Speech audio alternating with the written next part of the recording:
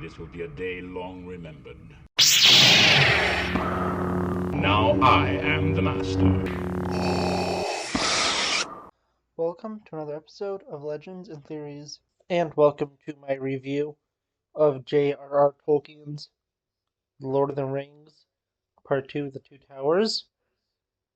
And I will be going over everything in this book, both the events of Book 3, which follow the adventures of the majority of the Fellowship, really everyone but Frodo and Sam, and then Book 4, which is the adventures of Frodo, Sam, and Gollum/Smeagol. I'm also reviewing the audiobook done by Andy Serkis. So let's just get into it. And I even think I have to say this, that there's going to be spoilers because I'm using the 50th anniversary edition to be reviewing this. So if you wanted to read this and you're, well, at least 50 or younger, you've had your entire life to read this. Even if you are older, you still had half a century, so I don't really feel bad if I'm spoiling this for you. And you also have been warned, so starting off, we have some interesting chapters, including the Departure of Boromir, where we see Boromir's death and how the Fellowship reacts to it, and also all the events to previously happen in the last book. And I know it's been a while since I reviewed the Fellowship of the Ring, but I have not had much time to read it all. And of course, I could just put these videos out since I have read these books multiple times, but I want to do it after I have finished my rereading. And basically, you should expect my review of Return of the King at the earliest to be out at the end of March, but I wouldn't count on that. But we'll see. I'm going to try to get better at just getting a little bit of time to read every day, because I have a pretty big backlog of stuff I want to read, and I just kind of keep getting more, so kind of need to get onto this. So I'll also have reviews of like the Silmarillion and a bunch of other stuff out soon.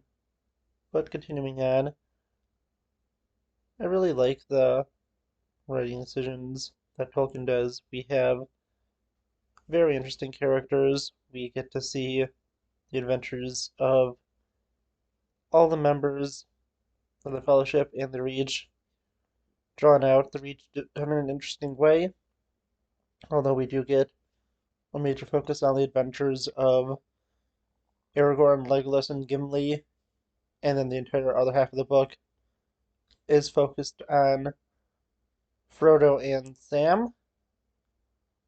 There is parts that do focus on Gandalf the White, and then we get Merry and Pippin with Treebeard. But in terms of everything else, they aren't as much of the major characters as I'd say Aragorn and Frodo are, since they serve as the protagonists of each half of the book. And looking at the first half, we get, oh, actually, instead of going by chapter, I'm going to go by storyline. So first, I'll take a look at the storyline following Merry and Pippin, since it is the shortest.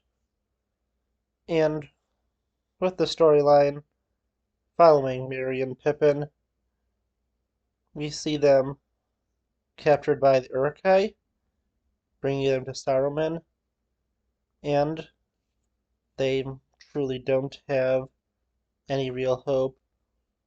They think that they are going to be doomed to be tortured by the wizard, but they are saved in an attack by the Rohirrim,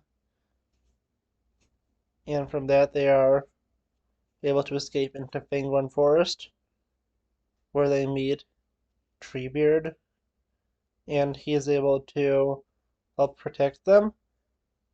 And when with him, they are able to convince him into attacking the forces of Saruman, and they go to lead an attack, and then that's sort of, where the storyline ends. They do attack Saruman and win. That is explained in a later chapter, where we have the stories of Aragorn, Legolas, and Gimli, and Gandalf come into, and I think it's just better to go to there and then go to the conclusion of all these storylines. So within the storyline of Aragorn, Legolas, Gimli, and Gandalf the White, we have some really interesting storylines where we get to see first them hunting and trying to save Merry and Pippin, but once they meet Gandalf the White and learn that he has come back to life, they go and decide to let Merry and Pippin deal with things since Gandalf says they have it handled. And they go to help the people of Rohan, and while they're doing it, things are going pretty well for them. We get to see really just everything happening. We see them be able to save King Theoden from the control of Grima Wormtongue, and they are able to convince him to go to war with Saruman. But things quickly go out of favor for them, because unlike in the films, in the books, Theoden is willing to go to war and does not want to immediately go to Helm's Deep. He leads an attack, but quickly realizes that there is no way for him to be able to win after scouts come back saying that they have been overrun. So then Gandalf goes off to get allies, while Theoden goes to Helm's Deep, or the Hornburgs, to be able to go and defend everyone, at least until Gandalf could arrive with reinforcements. And then we get a great storyline with Helm's Deep and the defense of it. And ultimately we get to see the adventure conclude as they win the battle when Gandalf shows up with reinforcements and the help of the Ents. They are able to completely decimate Saruman's forces, leaving none alive, since everyone that did survive the battle fled into the Ents, and they were taken out by them. We get some great interactions between Legolas and Gimli, as they do become truly good friends and have their fighting contest, which is also in the films. And with it, we then get them all going to confront Saruman, which is shown in the Return of the King film, but this goes far differently at the end because Saruman does survive this encounter, unlike in the films where he is killed off. And this plays into the Return of the King, which you'll see what happens when I review that. But also, we get a very interesting encounter. Saruman really refusing to help them, but we do get Grima Wormtongue throwing the Palantir at them, and Pippin looks into it, which makes Saruman think that he is the ring and they're going to be aiding Minas Tirith, which is part of the reason he goes to attack it immediately. Also, since Pippin is able to see part of his plans. And then we move into Book 4, which is the story of Frodo and Sam, and kind of Gollum. And wow, I timed that perfectly. Right when I got to that part, the level I was playing in the background for Lego Lord of the Rings, which I already had pre-recorded, just got to the Frodo and Sam part, so if you notice that, that was complete coincidence. But it looked really cool in the end, so gave her that. And going to this, we get a really great encounter where I will talk about Andy Serkis quickly, since, as I said in the review of both The Hobbit and The Fellowship of the Ring, Andy Serkis did a great job narrating, and it's even better here since this is the book that has the largest presence of Gollum. So we get just a great role of Andy Serkis playing Gollum. Same voice and everything that he does in the films, but he's reading the direct words of Tolkien, which just makes it so much better. And I mean, if someone really wanted to, they could find a way to create this into a full-on film and try and put it into the Lord of the Rings. I mean, it might be a little, it's hard, but something cool that someone could do. Yeah, I'm trying to say that I think Andy Serkis did a really good job with the narration, doing the characters all differently enough so you could tell who is talking even when well, before they say the name, like you would do Pippin, Frodo, Sam, Gandalf, and everyone in slightly different voices, and of course uses that kind of Gollum voice. So I think he did a really good job at that. Moving back to the story that Tolkien wrote, and not just the amazing narration that Andy Serkis did, I really like the storyline with them. First off, capturing Smeagol or Gollum, whatever we want to go with. For this, I'm going to go with the personality he seems to be going with at the time. So for now, I'm going to be going to Smeagol, but I will cut to Gollum when he's doing Gollum actions. And whether we have Smeagol captured, and he initially promises to help Frodo and to be a good Smeagol to show him the path to Mordor. We get some nice encounters with them through the Dead Marshes and through their different journeys up to the Black Gate, where they realize this is a suicide mission if they, well, more of a suicide mission than it already is if they attempt to go through the Black Gate, because there's no way for them to get through.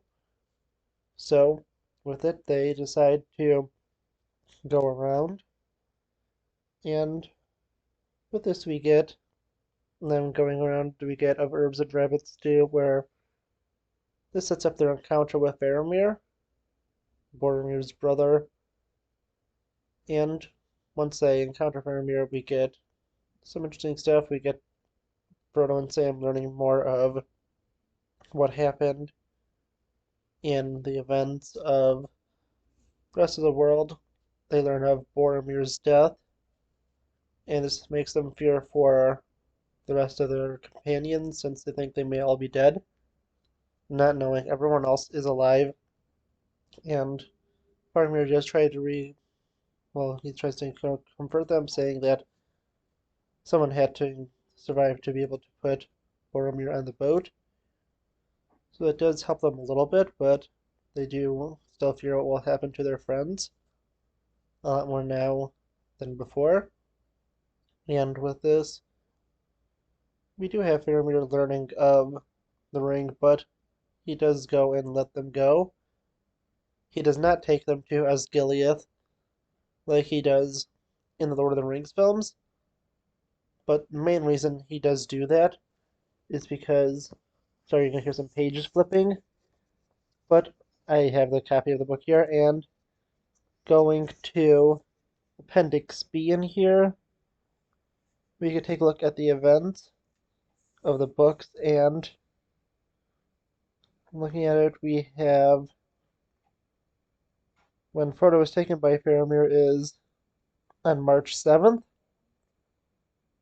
and at this point, the events of the Return of the King have already started, since all the other events of the book have already ended with, on March 3rd, there being the Battle of Helm's Deep. Yeah, it is the Battle of Helm's Deep, and then on the 4th and 5th we have the end of the events of this book. So, well, at least apart from everyone else, so at this point, Frodo and Sam have barely begun their journey, which is why that storyline was put into the events of the book. Well, not the book, the movie, because they would have had to just cut away completely from the Frodo and Sam storyline, since it takes place at such odd times that they want to follow the timeline of the book. They didn't want to go too far ahead. But in this, they cover a lot of the stuff that does take place in the Return of the King film, since they have at least their part of the Return of the King is only put into a few chapters before they reunite with the rest of their company in the Fellowship, and with it with them being released, we get to see them going up the stairs of Cirith Ungol, and them fight Shelob, and them ultimately have Frodo captured and Sam be willing to go on by himself, thinking Frodo is dead. But once he realizes he is alive, he goes to save Frodo.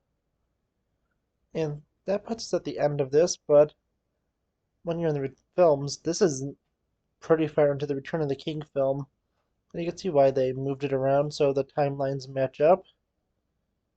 And we're not serving most of Return of the King with just a story of Aragorn and everyone else, although this does work from a point of view of writing. In terms of films, this is going to leave you with very little for Frodo and Sam to do. And the main reason is there's a lot of stuff that happens after, of course, the destruction of the ring in the book, but they cut most of that out of the film. But still, they did a really good job writing this. Tolkien is truly amazing, and this book is a very good story. I really enjoy reading this, and that's why I've read it multiple times. Tolkien did such a great job, and Andy Serkis did a great job narrating. It's my first time listening to the book with both narration and reading it, and I think they did an amazing job with both of them. And I really am excited to get into and finish Return of the King. I think I already mentioned it, but I'm about halfway through chapter 1. And once I finish that, I'll have a review. And then I'm reviewing, as the next books, a few of Tolkien's other books, like The Children of Húrin, Beren and Luthien, and The Fall of Gondolin, before I attempt to tackle the Silmarillion. And that's mainly because the Silmarillion is supposed to be big, and I do want to build up to that. So I'll be reading the other parts of the Silmarillion that have been extended into these storylines before I go and review the Silmarillion as a whole. But I want to know what you think of this book. Let me know in the comments, and I'll see you all in the next episode of Legends and Theories. Thank you for watching this episode of Legends and Theories. Please subscribe, like the video, share the video, leave a comment, check out the video on screen, and may the Force be with you.